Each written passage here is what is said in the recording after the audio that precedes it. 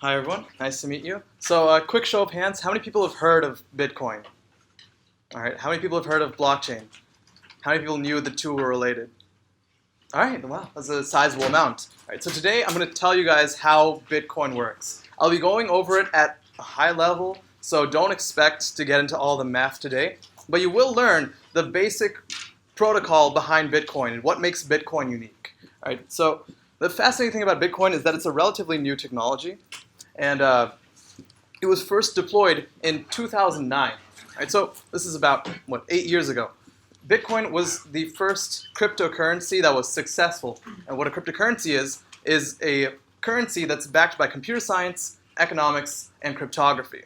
It was born out of what's known as the cypherpunk movement. The cypherpunk movement was driven by libertarianism and by this fight for privacy and self-governance. So back in the 1980s and 90s, when technology developed, when the government's power was increasing, and the public was afraid that their information was going to be stolen, but not everyone acted on it. Cypherpunks, however, fought technology with technology. They looked to cryptography as a means to protect their identity and to protect their messages from other people, such as, Big Brother. So out of this fight for privacy and self-governance, we developed what is called Bitcoin. It was also the inspiration for the invention of the blockchain, which is the technology that allows for distributed consensus. And it was created by an anonymous person or persons known as Satoshi Nakamoto, which was, they released a white paper about 9 pages in 2008 December with this very subtle or very short, concise, but amazing revolution on how to solve this problem that people couldn't solve for years. So some buzzwords you'll hear when you think of Bitcoin, like anonymous, decentralized, wow, right? So the question is, what do all of these things mean? Right? Anonymous, this means that anyone in the Bitcoin network, as we call it, or a collection of peers that communicate with each other, anyone in this network is anonymous the same way that everyone on Reddit is technically anonymous. Like, everyone has a username, they can make as many accounts as they want, and you don't know who they are unless they explicitly tell you who they allegedly are, unless they reveal themselves outside of the virtual world. Decentralized means that there's no central point of failure for Bitcoin. The fascinating thing about Bitcoin is that there is no Bitcoin bank, there is no government that backs this currency. This currency is instead run and controlled by the people who use it and the people who choose to be part of this community, part of this network. Immutable means that any part of the Bitcoin history cannot be changed. Because of the fact that you have several thousands of people that are all part of this network, and they're all storing information about the history of transactions, as we call it in Bitcoin, you can't hack one person, you can't bribe one person, you can't sabotage one database. Instead, if you want to make some malicious change in your favor, then you'd have to sabotage thousands of different databases all at the same time, which is close to impossible. It's trustless, meaning that you don't have to know the people that you're communicating with. In Bitcoin, you often don't know who's validating your transactions. You don't know all the time who you're communicating with. However, Bitcoin's protocol allows you to be in a world of people who you don't know, you don't trust, but still you trust the protocol, you trust the technology. Even if you don't trust your peers, you don't have to trust your peers in order for Bitcoin to work.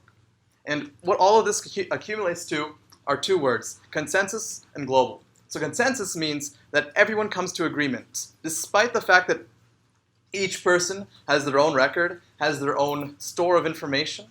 Everyone still comes to consensus on what that store of information looks like, on how to get new people incorporated into this network, and on how to update this store of information. And global means that anyone from anywhere around the world can, with an internet connection and software, be a part of this network. You don't need to have some bank account. All you need is a computer and access to the internet. Right. So the question is, what is Bitcoin trying to replace? Right? It's trying to replace a bank. So imagine all of the things that a bank provides for us. It provides accounts and identity management. When you go to a bank, the bank trusts, or the bank makes sure that anyone who redeems your money is you. You don't want John Doe walking in and claiming your $10,000 because it's your money, right? So a bank keeps track of who owns what amounts of money, and it keeps track of how much each person owns. A bank also provides services in that they will transfer money on your behalf, they will cash out money on your behalf. Banks manage records, meaning that if there is some transaction that's made within the bank or between banks, they will keep a track of that history. When you're transacting cold, hard cash between friends, there's no record of that except for in your individual minds. But if you want to go to a court of law, then it would be hard to say, I made this transaction when no one else witnessed it except for you and your friend.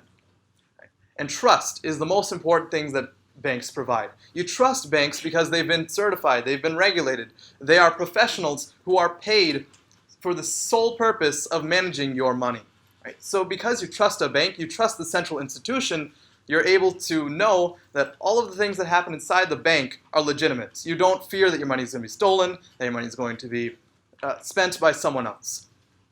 But the goal of Bitcoin is to make a decentralized system that does exactly this, that takes a system that has like an inherent amount of trust and make it trustless. So the question is, what does Bitcoin do to eliminate this bank? Right. Well, what Bitcoin does is for account and identity management, each person has an address. This means that instead of having individual accounts, each person is represented by an address or a number, which we'll talk about later. And each address is associated with certain amounts of currency. For services, Bitcoin allows for transactions between users, which are all digital. If you want to make a transaction, you tell your peers, and they will all act on your behalf. For record management, every single person in this Bitcoin network is going to store the history of transactions via what's called a blockchain, which we will talk about more in depth later as well. And as for trust, the way that Bitcoin is designed, the personal incentive aligns with the community incentive. So instead of a bank where their goal is to make money off you and your goal is to make money off the bank, in Bitcoin, everyone's goal is to participate. The more cooperative people are in Bitcoin, then the more profit each person individually makes, the more reward that they individually get. But the question is, of course, how does this all happen? So we'll start off by looking at the most fundamental idea in Bitcoin, which is identity. Right? How do you represent yourself in Bitcoin? Now, first and foremost, why do we need identity? We need identity for two main reasons, for authentication and for integrity. Right? We need authentication so that, like a bank, you can redeem your money and only you can redeem your money, so that you can claim money, spend money, and receive money. And on top of that, by having identities, you can also put blame on anyone who tries to do something faulty. For example, if someone goes into the bank and tries to take your money, you want to make sure you know who's doing that so you can call them out, so you can make sure that you recognize who the person is and not interact with them. And as for integrity, this is similar to signing a check. Integrity means that if you sign some transaction, if you make some claim, then no one else should be able to manipulate that transaction. So if I want to send Gloria 10 Bitcoin, then she shouldn't be able to take that transaction, write another zero, and make it 100 Bitcoin. Right? She shouldn't also be able to take my signature off of any message and put it on a different message. Just like a check where the amount and the signatures can't be changed, similarly, we need a process of integrity within Bitcoin. So ways that we maintain identity in daily life: houses have addresses and mailbox keys, emails have aliases and passwords, Bitcoin has public keys and private keys. So all of these items in orange are the items that you share with the public. They're the ones that you give to everyone so that they know how to contact you, so that they know how to recognize you. The ones in red are the ones that you keep secret. They're the ones that belong to you. They prove that you have ownership of the orange item. You don't want to give anyone your email password because then they can act on your behalf. They can pretend to be you. They can see your information. They can send on your behalf. You don't want any of that happening. So even though it's okay to give out your alias, in fact, the alias is intended to be given out, you want to make sure you keep the thing in red private or secret. Right? So every entity is represented by a public key, and a corresponding private key is what allows someone to redeem any funds or, in other words, unlock that public key. So you choose some random number between 1 and quadrillions upon quadrillions, and that random number will be your private key. And then from there, by some mathematical process, which we'll talk about in Lecture 3, you can achieve a public key. In other words, the private key is what creates the public key, and the private key you generate at random. Now, you might be worried, what if someone chooses the same private key as me, right? It's just a choice of randomness. What happens if someone happens to choose the same one as me? Well, let's go ahead and look at the math. So Bitcoin has 2 to the 160 different addresses. Right? To get a better sense of just how much space there is for choosing these addresses, imagine that the world does have 2 to the 63rd grains of sand. Right? Imagine if you had all of the sand with you in one place. Right? That's still hardly as much of the addresses that Bitcoin has. Now imagine that for every grain of sand, you had another Earth, each with its own grains of sand. Now take all of the sand from all of those Earths together, and you still only have 5.8 to the negative 9th percent of the amount of addresses that Bitcoin has. In other words, if you were to give an equal share of addresses to every person on the planet, 7.5 billion people, each person would have 2 to the 127th addresses all to themselves. Right? That's even more than all of the grains of sand combined. So in other words, Bitcoin is hidden in plain sight. Even though you can see someone's information, the chance of guessing it is close to nothing. Right? It's almost impossible for someone to accidentally or intentionally choose the same public key as you do. So obviously identities are nice, but for a currency, it doesn't really matter unless you're able to spend or use that currency. Right? So the question is, what do transactions even mean, and what makes a transaction valid? What do we need to check for in order to make sure that we only allow valid transactions to happen? All right, so transactions are valid if you have a proof of ownership, such as some signature, if you have the available funds, and if you haven't spent those funds before. If you have a check, you have to have a signature to prove that you own that check, you have to have money in your bank account, and you can't have used that check in any other location. Right? In real life, it's easy. You can't copy-paste a dollar bill, but in the digital world, you have to be wary about whether or not someone is using their funds more than once. So, as for the scheme that Bitcoin uses to make sure that everyone can keep track of transactions easily, it uses what's called an unspent transaction model, or UTXO model, instead of the classic account-based one like you would have in a bank. So imagine that instead of having a giant chest or an account like a bank would have for you, in Bitcoin, every new transaction amount that you receive is put into a new piggy bank that you construct. And every time you want to spend some money, you have to break open the piggy bank. So to demonstrate, we can go through this small example. So let's say that Aparna has 150 Bitcoin in her name. This top transaction A, she's received 100 Bitcoin, and in this bottom transaction B, she's received 50 Bitcoin for a net total of 150 Bitcoin. She wants to send me 101 Bitcoins because she's very generous. So she goes ahead and she breaks open this first piggy bank, or this first UTXO, and uses that as an input for a transaction. However, this first transaction amount is only 100 Bitcoin. She needs to spend 101. She can't just take out 1 Bitcoin from this other piggy bank. She has to shatter it entirely. So what she does is she breaks open that one and uses it as an input as well. Now she has 2 inputs, which total to 150, and she sends me 101. And the question is, what happens to the remaining 49? In Bitcoin, you have what are known as change addresses. So every time that you use a certain amount of UTXOs and you have some change left over, you send it back to yourself in a new piggy bank or a new UTXO, which you can then redeem later. So you have to make sure that you use the entire UTXO, but after that, you can send the remaining amount that you haven't used back to yourself. And from there, if I want to send Gloria 101 Bitcoin, I would just break open my next piggy bank, and then she receives the money. So the only left UTXOs are Aparna's change to herself, the 49 Bitcoin, and Gloria's 101 Bitcoin. Now the question is, of course, how do we store all of this information? How do we keep track of the history of transactions? Like, imagine that we have this log of information here. For simplicity's sake, I've turned all of the public keys into names, and I've turned the UTXO model into a ledger. So the question is, where do we store this ledger? We know how to represent identities and how to represent transactions, but we don't yet have a way to keep track of this entire history. So the way that we do this is with what's known as a distributed database. We don't want any centralization. The whole point of Bitcoin is to avoid centralization. We don't want this ledger floating somewhere misty in the center. There's no one source of information for Bitcoin's transaction history. Instead, to keep anyone from having more power than the other, the natural choice is to have everyone store the ledger. Every single person stores the exact same information in their shared ledger. So in Bitcoin, there's no one source of information. Everyone is equally valid to be a source of information for what the transaction history looks like. And this makes Bitcoin redundant as well. So let's say that I were to disappear or my database would be corrupted. Instead of a failure in the network, you can look to 4 other people in this scenario to figure out what information was lost by me, and I can go to them to retrieve it as well. And each person, if there's some corruption in the database, can always compare to other people to see whether it's been corrupted, or if someone fears that someone's lying to them, they can just look to other people instead of having a single point of trust to rely on. But then the question is, when we store this ledger, what happens if it starts to get too complicated? How do we make sure that we don't overload ourselves with information?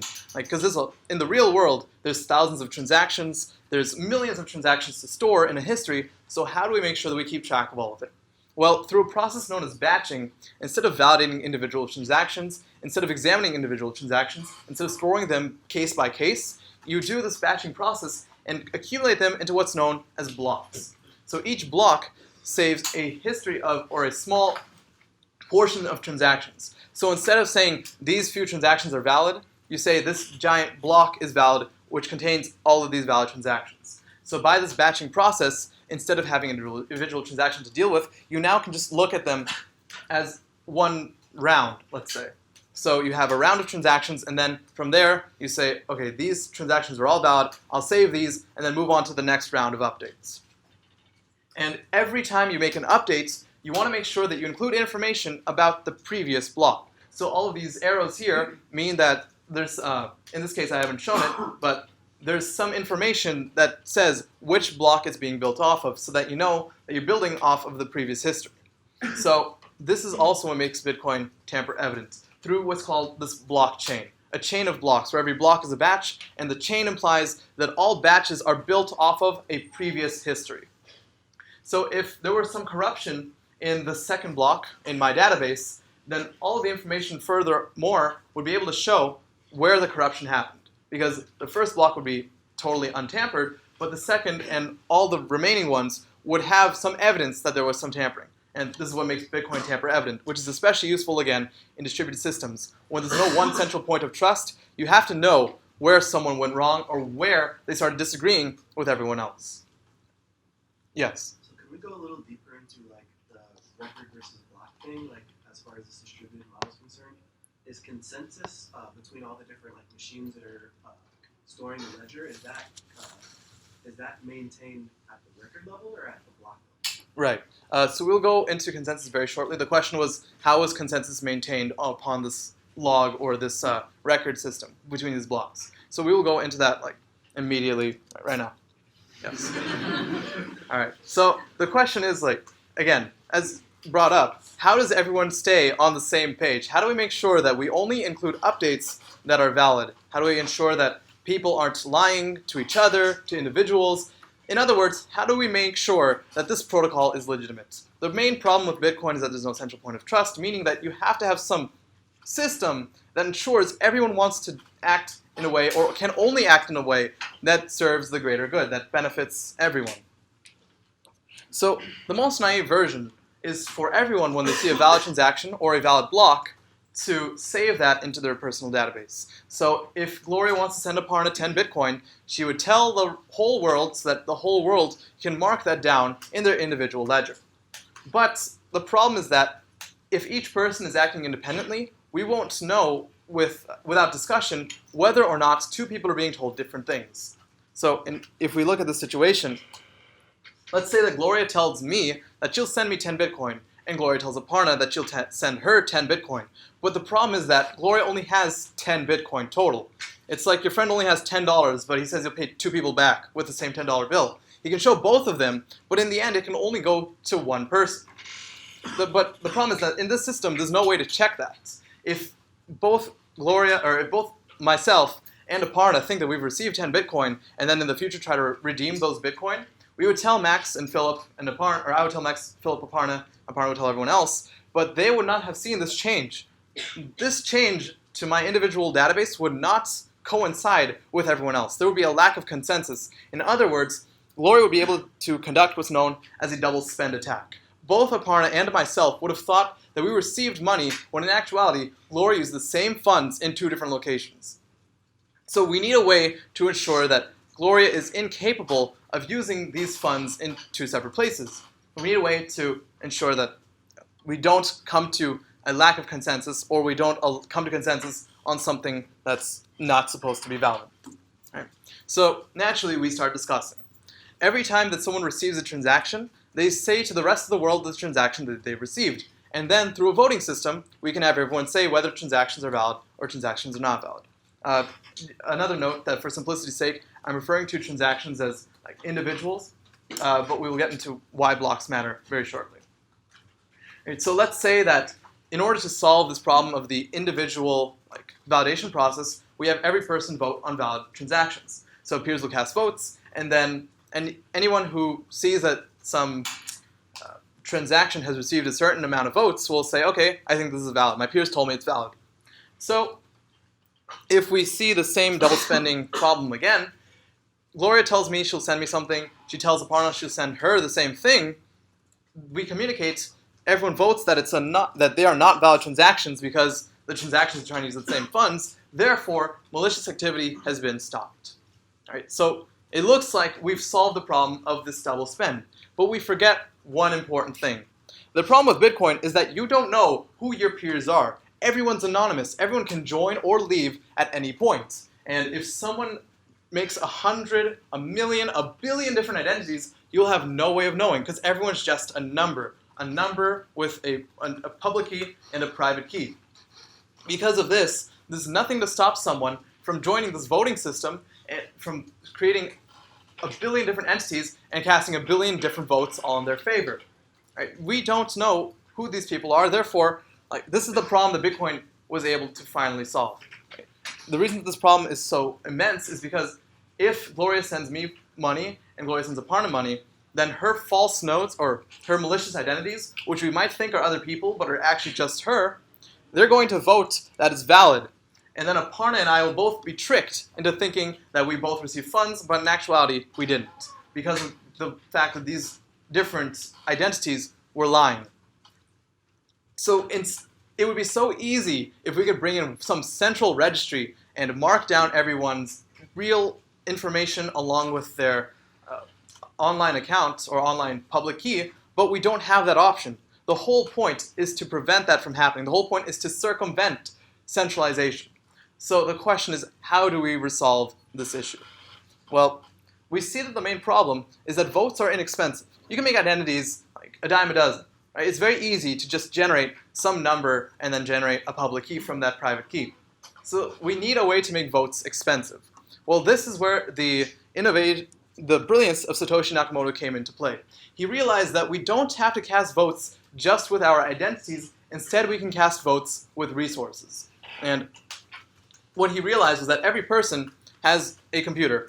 Every person has the ability to do computations with that computer. Every computer costs money to run. Even though you don't realize it, every computer costs some amount of electricity, energy, time to run. Like right now, your computers are discharging because they're using energy. You'll have to go charge it up, which will cost you on your electricity bill. So Satoshi realized that by tethering votes to computational resources, he can stop the double spend problem with a consensus algorithm known as proof of work. Right? Proof, as we know, means evidence, and work means spent resources. Right? Similar to the way that we stand in line at an amusement park in order to show that we have spent time waiting for this ride, we can spend resources to show that we are now capable of being part of this voting process. So what Satoshi did was he had every vote be tethered to a computer. So at every round, whenever someone wants to cast a vote on a block, on this batch of transactions, they then have to cast a vote by solving this problem. At every new block, a new problem will be generated. This problem is no different than brute forcing a password. There's some random value that you need to guess, and you can only get it by running a billion computations a second in order to figure out what the answer is. Right? The problem itself is meaningless, other than for the sake of proving that someone spent resources. Again, if you think about brute forcing a password, someone might be able to guess a password on the first try, or they might not be able to guess it for a million years. Either way, it'll take a certain amount of computational energy on average in order to brute force their way to the solution or to the password itself. And by finding that solution, which is also known as the proof of work, they'll be able to show to the rest of the network that they cast a vote. In this situation where Gloria wants to cast a vote with her malicious identities, it doesn't matter how many she has, they're all tethered to a single computer. So Gloria's votes, no matter how many identities she manifests, will always be tied to the fact that she is but a single entity. She is but one person with one computer. In Satoshi Nakamoto's white paper, he said one CPU, one votes, in order to distinguish that from one identity, one votes. He wanted to demonstrate that every person can only vote, that every person is bottlenecked by how much computational power they have. So even in this little system, every person has one vote, and one vote alone. And as a result, even if Gloria tries to double spend, the honest majority, which is Aparna and myself, have more voting power, and that'll allow us to tell each other that, hey, this is a malicious activity, and then we will vote no on these transactions. Yes? But doesn't that create incentives for like 51% of the computers to team up and be able to cause malicious activity? Yes. I will talk about that a little later, but to touch briefly upon that, there is the danger in this system that if 51% of the network has most of the power and is malicious, they can conduct malicious activity with no recourse. You can't stop the majority. Another way to understand that is that only 50% of the network can be trusted, because if you say that some minority can decide what the truth is, then what if it's a malicious minority? So 51% attacks can't be stopped. However, there is so far, there's been much evidence, like socially, that people don't want to do what's called this 51% attack, and I'll go over that very briefly in the extra slides. So to quickly review what we've learned about Bitcoin, the identity is like a public-private key pair. We share a public key to other people so that they know who we are, so that they know that we want to redeem some funds, that we want to spend some funds, that we want to receive some funds, and we keep our private key secret so that no one can pretend to be us, because if they get the private key, then all of your funds are lost. Right. Transactions are all under the UTXO model, where every different transaction they receive is stored in its individual UTXO, or in other words, visualized like a piggy bank. And all of these are outputs of various transactions that, if unspent, are still redeemable. And you can sum up all of these transaction outputs to know how much Bitcoin you own in total. As for record keeping, we have this distributed ledger, which is known as a blockchain, which every entity keeps on their own. That way, they don't have to rely on any single source of information. They all have the information by themselves and between dozens of peers. As for consensus, every node has to, or every peer has to cast a vote via the proof of work protocol, in which you can only cast a vote if you've performed a significant amount of computational computing, or of computation, which implies that you've spent resources like energy, electricity, time, cooling power, etc. When you say record keeping, how big is the individual database? Because it seems like you have to keep track of the whole database, right? Yes. So the question was, how large does this record get? Like, does the entire history have to be saved? And the answer, for the most part, is yes. The Bitcoin blockchain is currently somewhere in the realm of 200 gigabytes right now. This is an 8-year history, which has been scaling dramatically with the major current use of Bitcoin. So yes, every blockchain is considered to be very expensive because of how much memory it takes. In fact, blockchains have been referred to as the world's worst database because of how expensive they are to run. Every person has to store the same information. Every person has to expend a lot of resources to be part of the voting process. So yes, this is one concern that a lot of people have about the memory usage of blockchain. Right. Were there any other questions? So, yeah, go ahead. So the proof of work, why some problems that don't return any value? Why not solve? Why don't we use that computing power? Right. So the problem is that. So the question was, why do we use proof of work to solve some meaningless problem? Why don't we use the computational power for some meaningful problem? The issue is that each problem of proof of work. We'll explain this more in lecture 3. But every problem generated in the proof of work protocol needs to be apathetic. In other words, it needs to be algorithmically generated. If some human were to generate a problem, such as, let's say, like mashing together simulations of different proteins, then that human could manipulate those problems in favor of one person or the other. In Bitcoin's terms, one miner or the other, where the miners are the ones who solve these problems. Like, if someone were to design let's say a mine, they know where they can place the gold. They know how much gold to place in every place. So every miner who's part of the system would be tricked if they didn't have this insider information. This is why every problem in the proof of work system has to be algorithmically generated. It can't be decided by any human, and because it can't be decided by any human, it can't really be meaningful because it has no relevance to the human world. All right. Yes. For this distributed database, Mhm. I was wondering why wouldn't it run into kind of like scalability issues? I remember reading some article about how eventually it costs so much computing power that only like a certain select group of like supercomputers can eventually run these algorithms, which I feel like would cause issues going against the whole like decentralization of blockchain. Yes. So you bring up a good point. What he had mentioned was that when you have these expensive databases, these expensive problems to solve, don't you end up having like accumulations of supercomputers which are really good at solving these problems that weed out everyone else? And the answer is yes, that this is a huge problem. It's been a problem for the last few years where, for example, China owns 20% of the mining power of Bitcoin. One reason why Bitcoin was not considered to be stable as a security was because of how much influence outside factors had.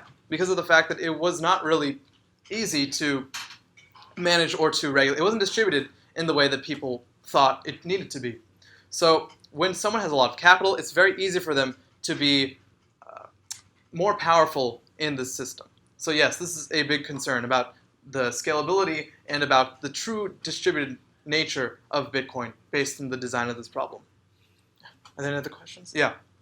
Is everybody or is every user required to vote? Like, can you just like not vote and not use those resources? Right. So the question was, is every user required to vote? The answer is no. Not every user has to be part of the voting process. One reason why people are motivated in this voting process to vote is because for every transaction, or for every block that they validate, they will receive some reward in exchange. So in some way they pay electricity in order to receive Bitcoin.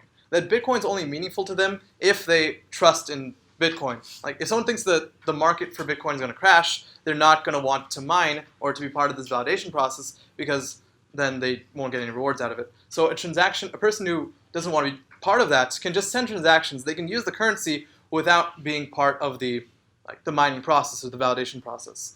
But then it leads into questions of centralization again, which, as we've seen in real life, have come up. That you have certain supercomputers, certain large companies in China or in other parts of the world that are focused on mining that exclude the regular person from being part of this validation process. Again, Satoshi Nakamoto in his white paper said one CPU and one vote. He didn't expect that someone could accumulate huge amounts of computing power. Any other questions? All right. So to sum up, what Bitcoin is, what it tried to do, it tried to solve these 5 goals, which are 5 necessary components of a currency.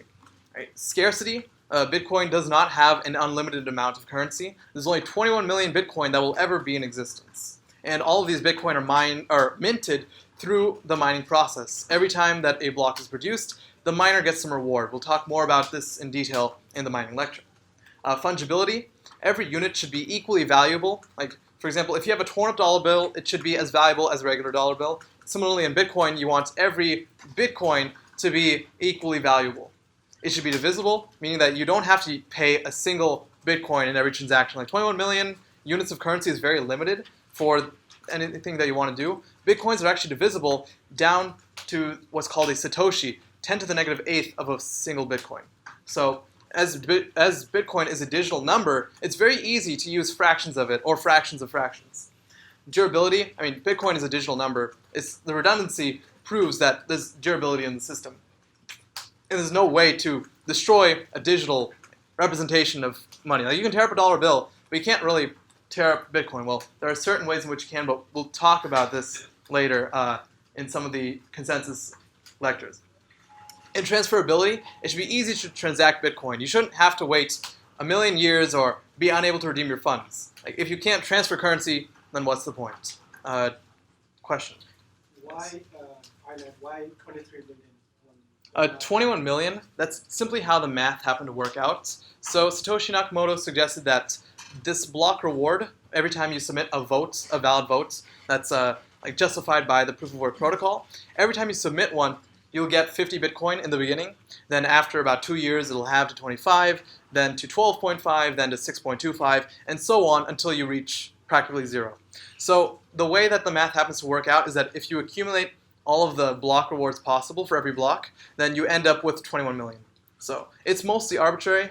How many Bitcoins have been mined so far? I think around 16 million Bitcoins have so far been put into circulation. So that's a reasonable chunk, about 75%. So if it keeps happening every, what incentive would the miners have to increase it? Right. The question was, if the Bitcoin reward halves, then why would miners want to mine? Like currently, the incentive is so that they can get block rewards, which is basically free internet money given to you and recognized and honored by the rest of the network. So the reason that they will want to mine is because transactions actually do have fees, where people can say that they'll give you like kind of like a tip. Like if you give the miner an extra $1, then they're more likely to validate your transaction. So in the end, what you'd have are a lot of transaction fees instead of block rewards, which we'll talk about more in the mining lecture as well. All right. Any other questions? All right. Gloria, you have a question? Are there any other methods of consensus other than proof of work that can make blockchains? Right. So there are other consensus methods actually just other than proof of work. So every consensus method needs to have some way either to trust or to, like either you trust the individual or you trust the individual's incentive. Either way, you need some way to trust in the system. So proof of work was the original idea of how to have consensus by aligning incentives. No one's going to burn their GPUs because they don't care about the currency. The only reason that they would want to spend all these resources is because they're incentivized to be part of this network because they trust in the network. So there are other consensus algorithms that use either more trust that aren't completely distributed and aren't completely decentralized, and there are some that use internal resources like the native currency. We'll talk about that a lot more in upcoming lectures as well. So most of all, like all this accumulates to legitimacy. So what Bitcoin has is a secure, safe, and trustless way for dozens of different peers to come to consensus, dozens of peers who don't know each other. It's a way for them to, after like several years of research, have a mathematically proven way for everyone to know and trust in the system, even if they don't know the people themselves, because of the alignment of incentives and because of the expensiveness of a vote. All right, so if there are no more questions, I'll go over a few extra slides so that you have some idea of what you'll be talking about, perhaps in discussion. So, as we know, we can vote at any time, but the question is what happens if two people cast a vote at the same time? This is the equivalent of two people solving this proof of work puzzle or problem at the same time. So which one do you recognize? They're both valid proposals, they're both valid votes on these transactions. So it's not easy to say exactly what needs to be done here. So the question is, how do you know which one to choose? Well, the truth is you usually choose arbitrarily. Miners can choose either of these two blocks to continue off of. And in the end, whichever chain is the longest is the one that will be recognized as the true history. So let's say that a block was put up here on this bottom chain, then that top one will become invalidated. It was as if it had never existed because no one's going to recognize it. It has not been part of the chain that has taken the most computational power to produce. Question? Is it invalidated as soon as one block is added, or are they both kept on track until some point, and then the shorter one is removed? Right. So the question is, is just whichever one gets to the users first, or is it whichever one is one removed later once a longer chain has been defined? So the answer is that in the beginning, when you first receive two different blocks, like you will probably receive one more quickly than the other. Because it takes so long to solve this problem, the chances of two blocks appearing at the same time are very small. So the likelihood is that you'll just take the one that you see first. If someone was too slow and submitted it a minute later to the rest of the network, it'll be recognized as invalid. No one's going to bother with it because they're already too busy working on the first block that they saw. But if two happen to appear at the same time, which is obviously a rare occurrence, then you would have to choose arbitrarily. You wouldn't actually remove this block. You simply would not recognize it as part of the longest chain. It would still exist in your history, but you wouldn't pay attention to it. You could technically remove it if you want, because it doesn't have as much meaning. But for someone who wants to store the entire history, then they would do so. But either way, that lost block, what's called an orphan block, the one that's not part of the longest chain, will not be recognized in the end history. All right. Any other questions? All right. So, as mentioned previously, 51% attacks. What happens when a malicious majority owns the network? Bitcoin assumes that only an honest majority is part of this network, because there's no way to deter, against a malicious majority. You have to trust that the majority of people are speaking on behalf of the truth. So, in this case, we're fine. But what happens when Gloria buys another computer, and another computer, and another computer? Now, she can cast far more votes than myself or Aparna can, because she has all this computational power. And because of that, she's able to successfully do whatever she wants to do. She's able to control the entire history of transactions because of all of her computational power. And this is a problem that is really logically incapable of being solved. As mentioned previously, if you were to say that there's some way in the world that you could protect against a malicious majority, that means that some minority can define the truth, and we don't want any minorities defining the truth if they're malicious. So this is a demonstration of the fact that in Bitcoin, you can't protect against a 51% attack, which is one of the most well-known attacks that are possible. Now, one note is that there have been incidents in which people have been, let's say groups of people have come together to be part of what's called a mining pool, where they all put the resources together. But when one of these mining pools, I think sometime in 2014, 2015, approached 51%, the miners voluntarily chose to leave that pool. They chose to separate themselves from this pool because they did not want to risk anyone being afraid that they would be part of this 51% attack. So Bitcoin users, for the most part, have been very conscious and very loyal to the software. They've acted on behalf of the majority of the community, even when they didn't need to, even when it wasn't in their direct incentive to.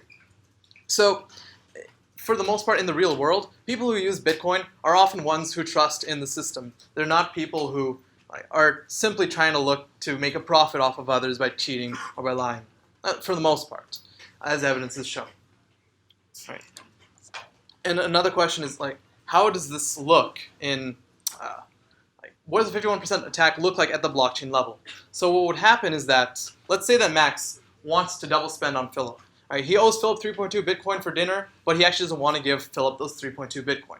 Now keep in mind that any block that's not in the longest chain will not be recognized in the history. If you have 51% of the power, you're able to vote on a block before anyone else. You're able to define the longest chain. So if Max has 51% of the power, then he's able to stick another block on here. He's able to tell Philip that he was going to send him this transaction. He would have a secret transaction which he would mine on his own, vote on his own. The rest of the network would see this until it's replaced by this longer chain. So even if the rest of the network thinks this is the longer chain up here, this in the end will be recognized because it has the most computational power behind it. It has the most energy invested in it, which means it has the most voting power invested in it. So with a 51% attack, what you can do is split off from whichever transaction you don't like and start your own history. And that is why it is so scary. You can define reality if you have 51% of the Bitcoin power. You can change transactions, you can reverse transactions, you can do whatever you want with transactions because you are able to always make the longest chain. And that is pretty much it for the lecture. Are there any other questions about concepts, about different components? All right. Else, your homework is going to be signing up for Piazza. That's priority. You'll be having to attend your discussion section for the first time to get your enrollment code. And on top of that, you have to read the assignments that are posted on Piazza. This is a way to make sure that you're actually on there so that we know that you're logged in. So yeah. All right.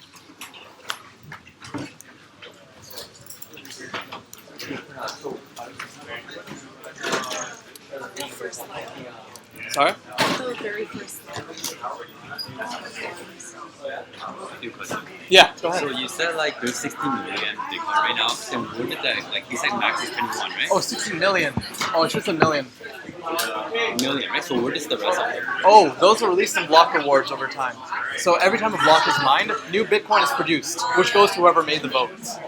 So in that case, like in like the beginning, Bitcoin are actually more valuable, right? Because as Bitcoin Yeah. increases to 21 million, then You have- like Yes. as Bitcoin increases more people have more, then it gets kind of cheaper, right? Yes. Well, we also have the issue that